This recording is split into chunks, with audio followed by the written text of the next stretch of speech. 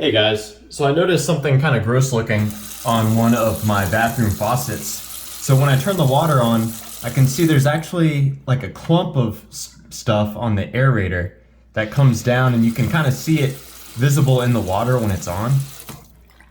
So I've done some research on this, and I've determined that what's very likely happening is iron bacteria in the water causing the grossness that what we see there. And this is kind of reinforced by the fact that if I take off the toilet bowl lids, I can look down into the bowl. This should be fresh water, but I can see at the very bottom of this tank, there's what looks to be iron, like bacteria buildup. So we can see that right in here. You can see I'm scraping it away. So what I'm gonna do to address this is I'm gonna change all of the aerators.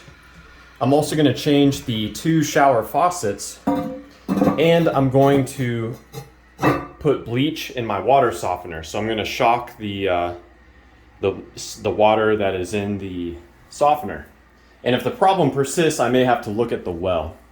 But let's go ahead and check out the water softener. I'll show you how I'm gonna shock it.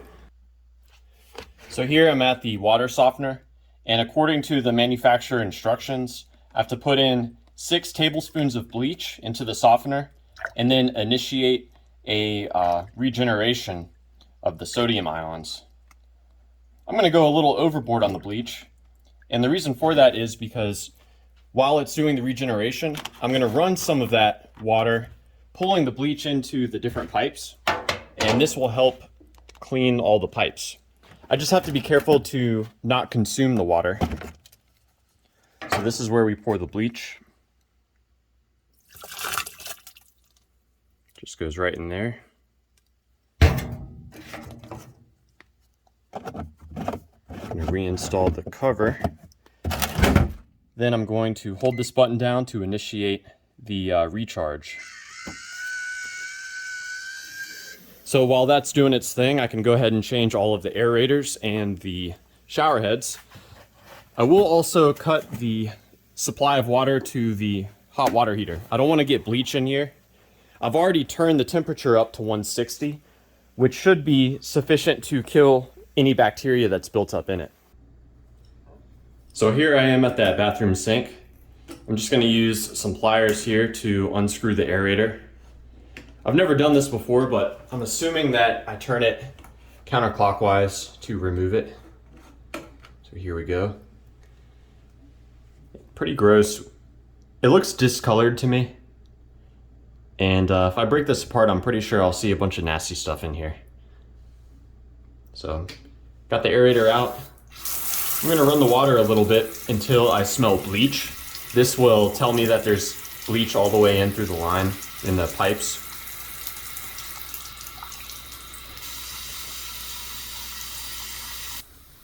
So while I'm letting that faucet run, I'm gonna go ahead and remove the shower head here. I do have Teflon tape, and there's Teflon tape here, but the replacement shower heads I purchased, they appear to have a seal built into them, so I may not need that Teflon tape. And you know, this actually has a seal as well, so I don't think the Teflon tape was even necessary for this application. And yeah, I do see that this pipe's pretty loose. If that is a problem, I'm just gonna have to deal with that later. And here is my new shower head. This is literally the cheapest one that they had at Home Depot. And this warning sticker says hand tighten only. So I can appreciate that. Go ahead and put that on there.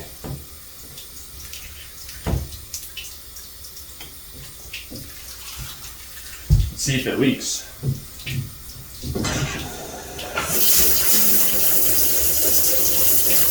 And sure enough, it does leak pretty well. Try to tighten it more.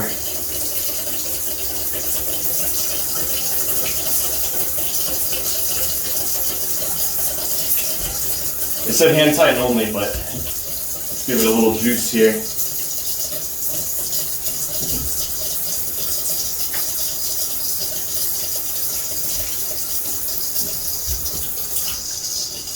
It's not terrible, but I guess that's what I would expect from a $4 shower head. I'll hold on to the old shower head. I might end up going back with that one. So I can now smell bleach coming out here, so I'm going to go ahead and cut that off. And I'll go ahead and install the new aerator. They come in 2 different sizes. I bought 3 of each because I wasn't sure which one I would need.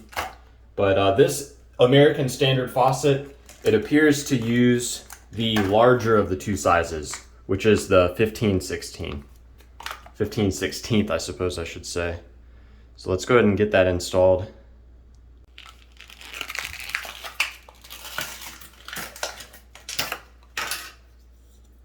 There's some tape on here I have to remove. Looks like that holds the O-ring in place.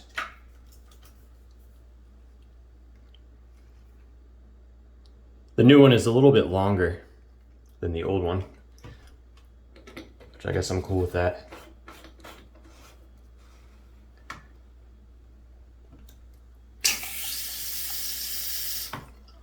So I've hand tightened that, and then I'll give it a little extra juice. And that should be good to go. Now I can move on to the next one. This aerator doesn't appear to have the nasty stuff built up in it, but I'm just going to go and replace it anyways. And it's the exact same faucet, so I'm assuming it's going to be the same size aerator. And this one does look kind of grimy.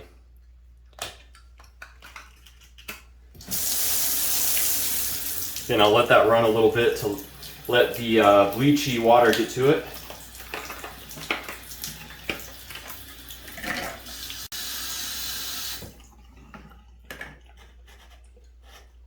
I want to make sure not to cross thread this.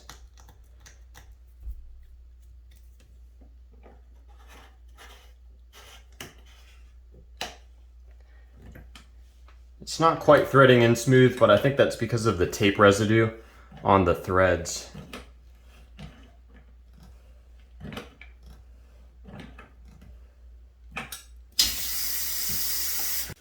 So now moving on to change my final shower head. As you can see, this does not leak. No leaking right there. And I lost pressure because I turned the hot water on. And if you remember, I turned off the inlet to the hot water heater. That's why the pressure dipped down there. Let's install this super cheap shower head and see how it compares. For reference, this is a Peerless. Just came with the house. I don't know if this is quality or not. Let's thread on my my $4.50 shower head. This feels all plastic as well. I may end up returning these if I can't get them to not leak.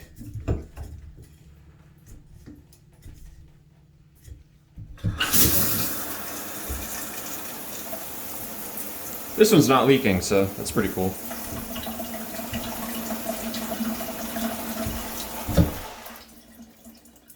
And now moving on to the final aerator.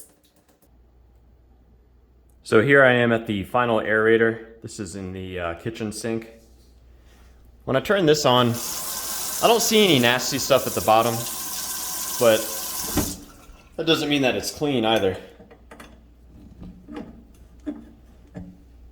I'm assuming this is going to be the same size as the other 2 that I've replaced, as far as the thread size.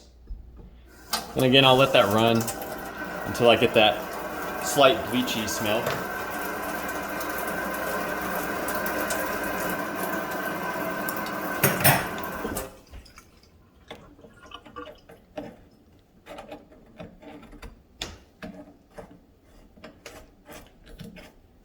It seems to be very easy to cross thread these if you're not careful.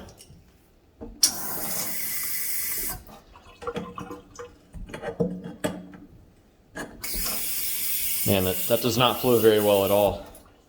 I think I messed up I accidentally bought one that's rated at 1 gallon per minute. The other two I replaced are 1.5 gallons per minute.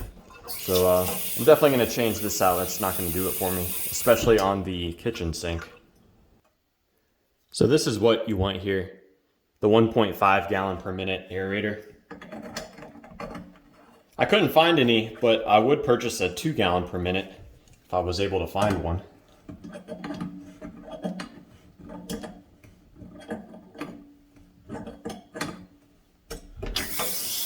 Yeah, that's a bit better. So all that remains for me to do now is try to stop the leak on the first shower head I installed, and then I have to wait for the water softener to complete its regeneration, at which point I have to hook up a hose to my outside outlet and let the water run for about 20 minutes to complete flushing the system out.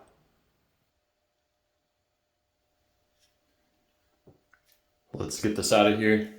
I'll put some fresh Teflon tape on this and then reinstall it. See if that solves the leaking issue.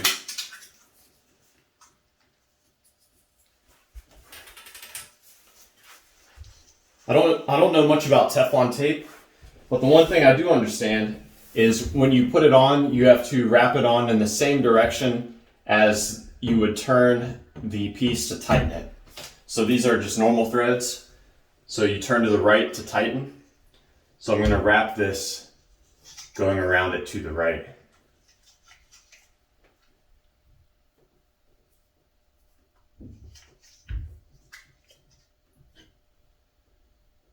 And if I had a wire brush handy, I would use it to clean these threads.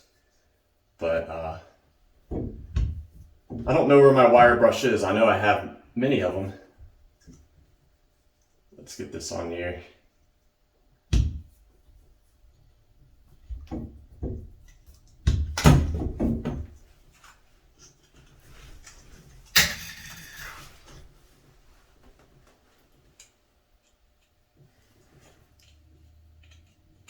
I'm cleaning out these threads too.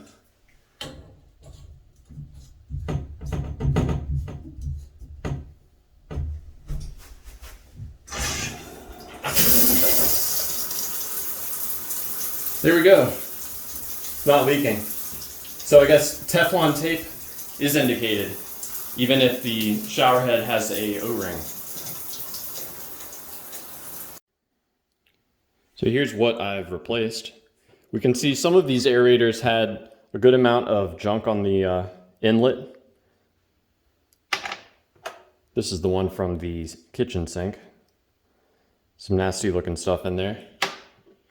And these are the two shower heads. Can't really see down into them to see what they've accumulated, but the outlet, they don't look so good. Maybe calcium deposits, iron deposits, I'm not so sure. So checking the softener, I've got about 2 hours remaining until it's completely done with everything, at which point I have to open up an outside tap and let it run for a while, just to circulate water through it, get all the bleach rinsed out. The softener is done recharging. So now it's time to flush out the lines.